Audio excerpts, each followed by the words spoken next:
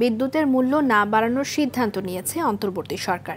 একই সঙ্গে চলতি বছরের মধ্যে অভ্যন্তরীণ উৎস থেকে ৬৪৮ মিলিয়ন ঘনফুট এবং ২০২৮ সালের মধ্যে স্থানীয় কূপ থেকে অতিরিক্ত ১৫০০ মিলিয়ন ঘনফুট গ্যাস উত্তোলনের পরিকল্পনা নিয়েছে সরকার। চলতি বাজেটে বিদ্যুৎ এবং জ্বালানি খাতে ৩২,৩৯২ কোটি ২৬ লাখ টাকা বরাদ্দ রাখা হয়েছে, যা এ বাজেটের দ্বিতীয় সর্বোচ্চ খাত। এর মধ্যে বড় অংশই থাকবে ভর্তুকিতে। বকেয়া পরিশোধ করে টেকসই জ্বালানি খাত গড়াই হবে আগামী অর্থ বছরের মূল লক্ষ্য। শাকিবুর রহমানের রিপোর্ট। অর্থনীতির অন্যতম চালিকা শক্তি বিদ্যুৎ ও জ্বালানি খাত, কিন্তু বিগত সরকারের সময় এ খাতে ব্যাপক অনিয়ম দুর্নীতি হয়। জ্বালানির ব্যবস্থা না করে বিদ্যুৎ কেন্দ্র স্থাপন, অতিরিক্ত ক্যাপাসিটি চার্জ ও আমদানি নির্ভরতায় ঋণের বোঝায় নাজুক হয় এই গুরুত্বপূর্ণ খাত। বছরের পর বছর বড় অঙ্কের বাজেট বরাদ্দ ও ভর্তুকি দেয়া হয়েছে এ খাতে। ২০২৪-২৫ অর্থ বছরে মূল বাজেটে বিদ্যুৎ ও জ্বালানি খাতে ৪০,০০০ কোটি টাকা বরাদ্দ রাখা হলেও সংশোধিত বাজেটে তা বেড়ে দাঁড়ায় ৬২,০০০ কোটি টাকায়। ২০২৫-২৬ বাজেটে এ খাতে ৩২,৩৯২ কোটি টাকা বাজেট বরাদ্দ রাখা হয়েছে।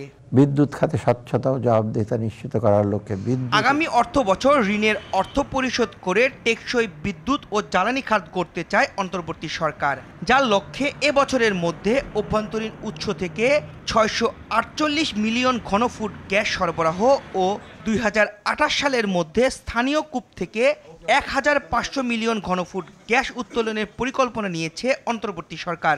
বিদ্যমান উচ্চ মূল্যস্ফীতির প্রেক্ষাপটে নীতিগতভাবে আমরা বিদ্যুতের মূল্য আপাতত না বাড়ানোর সিদ্ধান্ত নিয়েছি।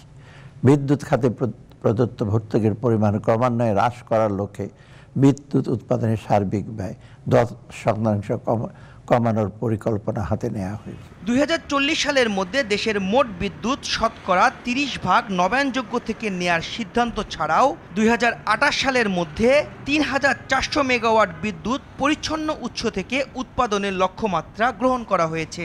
নবায়নযোগ্য জ্বালানি নীতিমালা ২০০৮ যুগোপযোগী করে নতুন একটি নীতিমালা প্রণয়নের কার্যক্রম চূড়ান্ত পর্যায়ে রয়েছে। জ্বালানি নিরাপত্তা নিশ্চিত করতে সরকার নিজস্ব উদ্যোগে তেল গ্যাস অনুসন্ধান ও উৎপাদন বৃদ্ধি উদ্যোগ গ্রহণ করেছে। বিদ্যুৎ ক্রয় চুক্তি পর্যালোচনা, বিদ্যুৎ উৎপাদন ব্যয় কমাতে এনার্জি অডিট সহ নীতিগত বিভিন্ন সিদ্ধান্তের কথা তুলে ধরেন অর্থ উপদেষ্টা। পরিচ্ছন্ন উৎস থেকে উৎপাদনের লক্ষ্যমাত্রা নির্ধারণ করা হয়েছে। শাকিবুর রহমান, RTV, ঢাকা। দর্শক, এই মুহূর্তে বক্তব্য রাখছেন ঢাকা চেম্বার অফ কমার্সের সভাপতি তাসকিন আহমেদ। আমরা সরাসরি চলে যাচ্ছি সেখানে। আপনি যদি একটু অ্যাড করেন একটু কম্প্রিহেন্সিভ ভাবে আমাদের হ্যাঁ